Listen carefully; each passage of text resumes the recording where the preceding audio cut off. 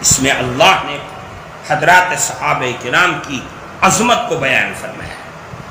محمد الرسول اللہ صلی اللہ علیہ وسلم کے ساتھیوں کی کیفیت کیا ہے؟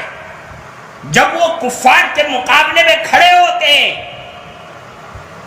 تو لوہا پلائی ہوئی دیوار بن کر کے کھڑے ہوتے ہیں، ایک قدم بھی ایمان کا سودا نہیں کر سکتے۔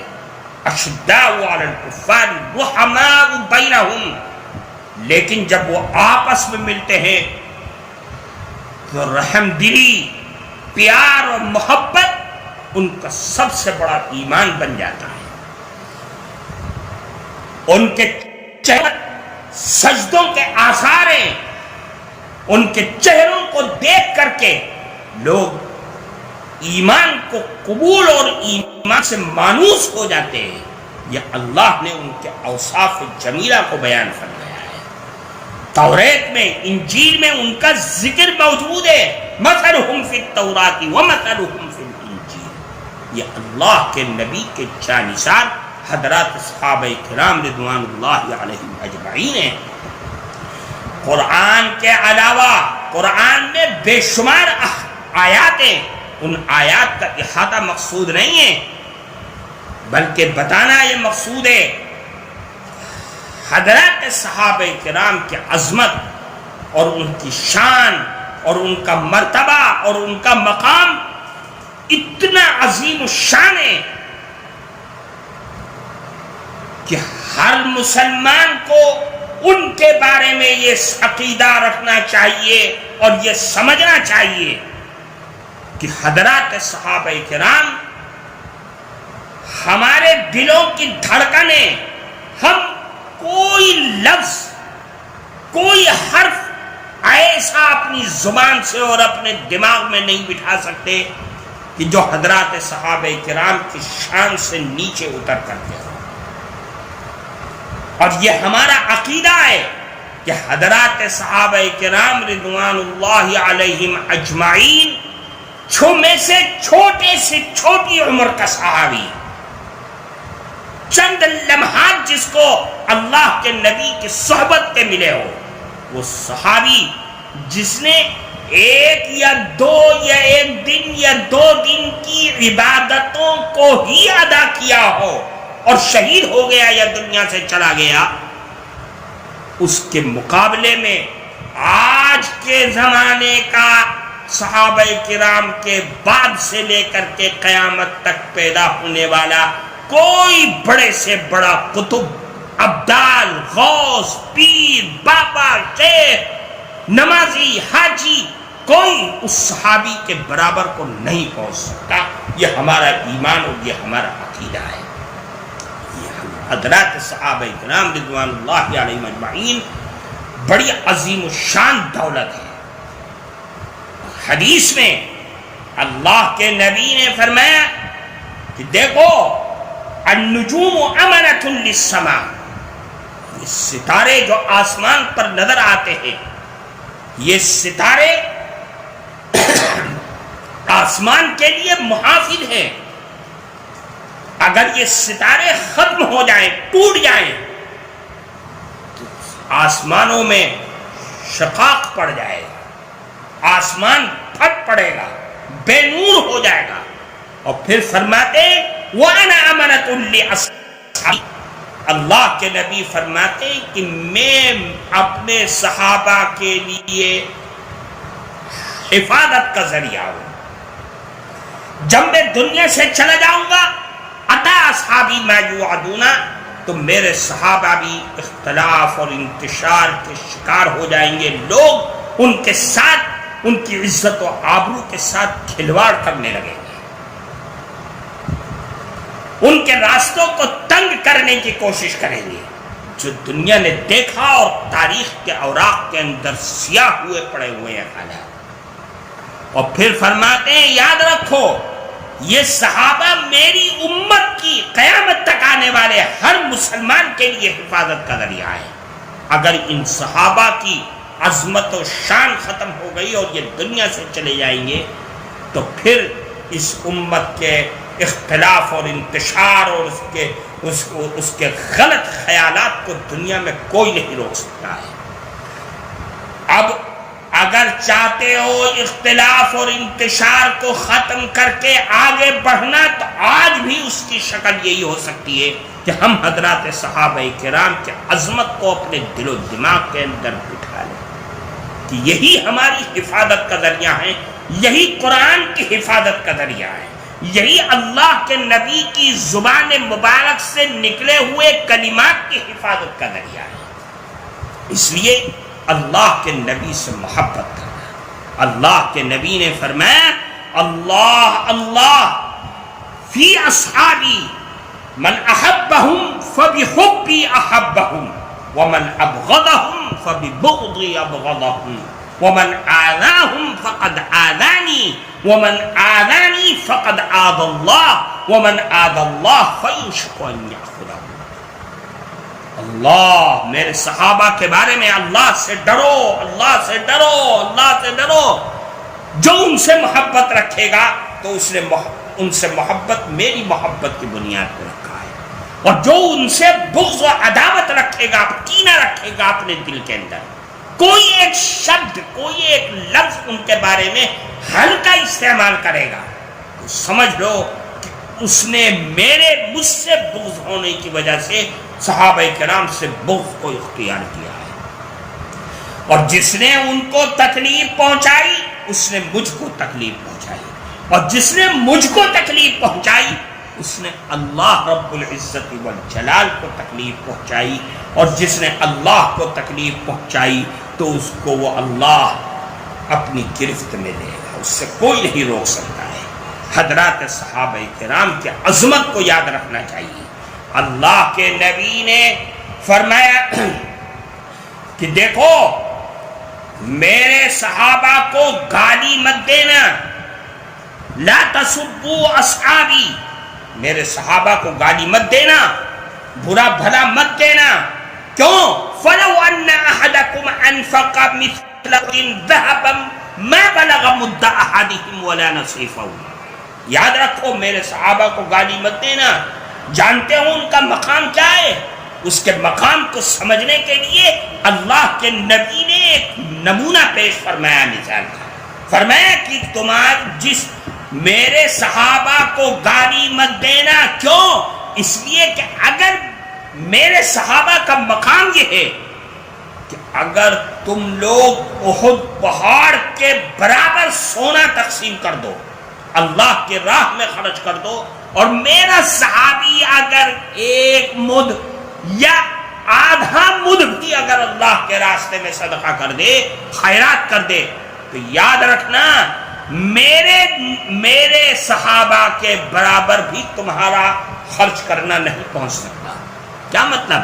یعنی میرے صحابہ کا مقام اور عظمت ان کا اتنا بلند ہے کہ تم ساری زندگی اگر اس مقام پر پہنچنا آؤ، سجدے پہ سجدہ کر کے، قیام پہ قیام کر کے، رکوع پہ رکوع کر کے، ذکر کر کے، اللہ کی عبادتوں میں اپنے ماتھے اور پیشانی کو رگڑ کر کے، صدقہ اور خیرات کر کے، لیکن پھر بھی یاد رکھنا میرے چھوٹے سے چھوٹے صحابی کے مقام اور رتبے کو نہیں پا سکتے۔ میرے صحابہ کا اکرام کرو، میرے صحابہ کے بارے میں یاد رکھو کہ کوئی ایسی بات مت کرنا، اور یاد رکھو یہ بھی فرمایا ایک موقع پر اذا رأيتم الذين يسبون اصحابي فقولوا لعنت اللہ علی شرکم۔ جب تم لوگ یہ دیکھو کہ میرے اصحاب کو گالی دے رہے ہیں لوگ تو خاموش مت رہنا، ہاتھ پاؤں نہیں چلا سکتے تو اپنے دل اور اپنی زبان سے اس بات کو کہہ دینا کہ لعنت ہو تمہاری شرارت پر، لعنت ہو تمہارے اس فتین پنے پر، لعنت ہو تمہاری اس خراب زبان پر، اللہ کی لعنت ہو، میں تمہارے اس عمل کے بے حیا عمل پر شریک نہیں ہو سکتا ہوں۔ میرے صحابہ کو برا تو کہنا بہت دور کی چیز ہے، اس مجلس کو بھی اختیار نہ کرنا، ان لوگوں کے ساتھ بھی اٹھنا بیٹھنا نہیں کہ جو لوگ میرے صحابہ کو گالیاں دیتے ہیں، میرے صحابہ کو برا بھلا کہتے ہیں، ان کے ساتھ اٹھنا بیٹھنا بھی مت۔ یہ جناب رسول اللہ صلی اللہ علیہ وسلم نے حضرات صحابہ کرام کے مقام اور اس کے عظمت کو بیان فرمایا ہے۔ میرے عزیز دوستو، آج صورتحال بڑی عجیب و غریب ہے۔ جو آدمی کھڑا ہوتا ہے حضرات صحابہ کرام کو طعن و تشنیع کا نشانہ بنا دیتا ہے، جو چاہتا ہے بولتا ہے۔ یاد رکھیے، میں اس ویڈیو کے ذریعے سے آپ کو یہ پیغام دینا چاہتا ہوں کہ آج سے ہم اپنے دل کو بالکل صاف کر لیں کہ میرے نبی کے جانثار حضرات صحابہ کرام کی محبت، ان کے عظمت کو آج سے ہمیں اپنے ایمان کے لیے علامت اور نشانی بنانا ہے۔ جتنی عظمت اور جتنی محبت ہو سکے ہمیں ان کی محبتوں کو اجاگر کرنا ہے، تاکہ وہ گروپ، وہ لوگ کہ جو سبائی فتنوں میں مبتلا ہو کر کے حضرات صحابہ کرام پر اپنی گندی زبان کھولنا اپنا معیار بنا لیتے ہیں، ان کے منہ پر تماچا پڑ جائے کہ جتنا تم برا کہو گے اس سے زیادہ بڑھ کر کے ہم حضرات صحابہ کرام کے عظمت اور تقدس کو بیان کریں گے۔ ہم اپنی مجلسوں میں اپنے بچوں کو، بچیوں کو حضرات صحابہ کرام کے سلسلے میں بتائیں، یہ اللہ کے نبی کے جانثار تھے، ان کے ذریعے سے ہمیں قرآن ملا، ان کے ذریعے سے ہمیں دین ملا، ان کے ذریعے سے ہمیں مذہب ملا ہے۔ اگر ہم نے ان کو اپنی ان کے مقام اور رتبے سے گرا دیا تو ہم کس منہ سے کہیں گے کہ یہ قرآن کا ہر ایک حرف سچا ہے، حدیث کا ایک لفظ سچا ہے؟ ہم کس منہ سے کہہ سکتے ہیں؟ اس لیے میرے بھائیوں، ان زبانوں کو پہچانو، ان لوگوں کو پہچانو، ان کی مجلسوں کو پہچانو کہ جو حضرات صحابہ کرام کو گالیاں دینا، تبرہ کرنا اپنے مرد کی علامت اور نشانی کے طور پر سمجھتے ہیں، ان کو پہچانو، ان کی مجلسوں میں بیٹھنے سے گریز کرو، ان کے ساتھ اٹھنا بیٹھنا ختم کرو، اپنی اولادوں کو اس پر لاؤ کہ ہم حضرات صحابہ کرام کے خلاف نہیں سن سکتے، ہم حضرات صحابہ کرام کے خلاف کوئی ایک گرا ہوا لفظ بھی نہیں سن سکتے ہیں، اور نہ ہی بول سکتے ہیں، اور نہ ہی لکھ سکتے ہیں، نہ ہی پڑھ سکتے ہیں۔ اس لیے میرے بھائی، آج کی اس تحریر کے اندر میں یہ پیغام آپ کو دینا چاہتا ہوں، اور اللہ ہم سب کے ایمان کو حضرات صحابہ کرام جیسا ایمان بنا دے، اور ہمیں ان کے تقدس اور ان کے عظمت کو پہچاننے والا بنا دے۔ آخر میں آج عاشورہ کا دن ہے، ختم ہو گیا دن۔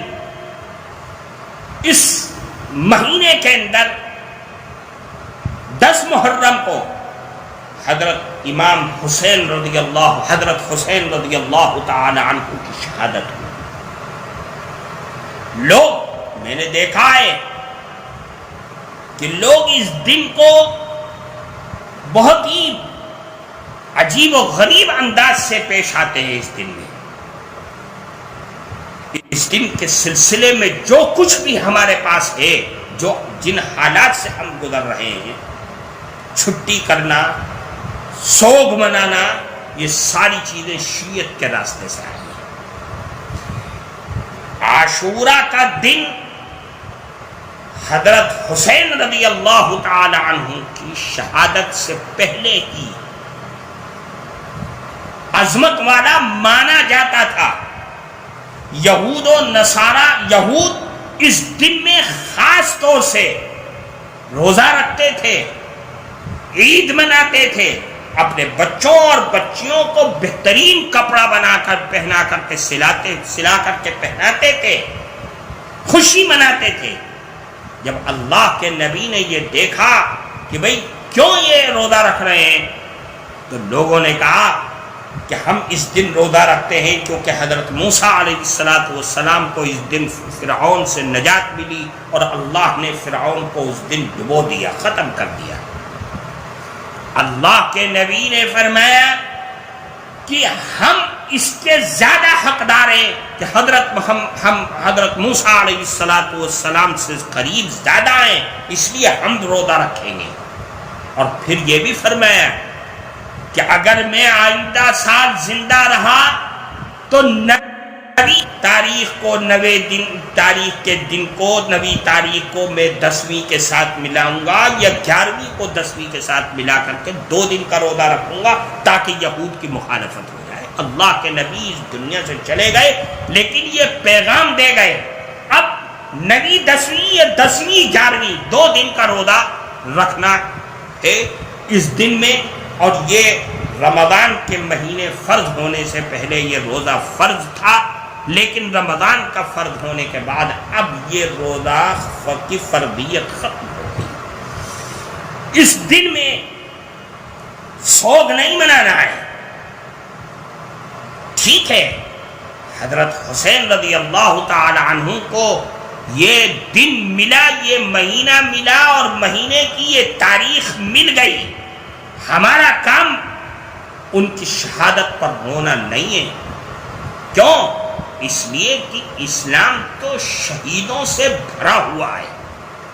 اگر دیکھا جائے، پڑھا جائے تو شہیدوں کی ایک لمبی قطار ہے۔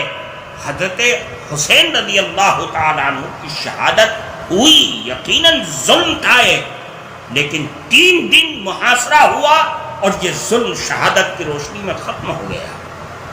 ہم اگر دیکھتے ہیں تو خلیفہ سوم حضرت عثمان غنی رضی اللہ تعالیٰ عنہ کا محاصرہ تو 40 دن تک کیا گیا اور ہر کھانے پینے کی چیز پر پابندی لگا دی گئی۔ اس مسجد نبوی میں جانا بند کر دیا جس مسجد نبوی کو زمین خرید کر کے حضرت عثمان غنی نے مسجد کے لیے وقف کیا۔ اس کنویں کے میٹھے کنویں کے پانی کو بند کر دیا جس کنویں کو خرید کر کے حضرت عثمان غنی نے پوری امت مسلمہ کے لیے وقف کیا تھا۔ اور آخر کار 40 دن محاصرے کے بعد ان کو شہید کر دیا گیا۔ اس سے بڑا ظلم و ستم کے پہاڑ کیا ہو سکتا ہے؟ ہم تو شہیدوں پر سوگ نہیں مناتے ہیں، ہم تو ان کی شہادتوں کا ذکر کر کے اپنے ایمان کو جلا پکڑتے ہیں۔ میرے عزیز دوستو، اللہ آپ سب کی نگہبانی فرمائے، آپ سب کے ایمان کو سلامتی عطا فرمائے، ہم سب کے دلوں میں صحابہ کرام رضوان اللہ علیہم اجمعین کی محبتوں کو زندہ جاوید فرما دے۔ وآخر دعوانا الحمد للہ رب العالمین۔ سبسکرائب اشاعت الاسلام کیرانہ یوٹیوب چینل۔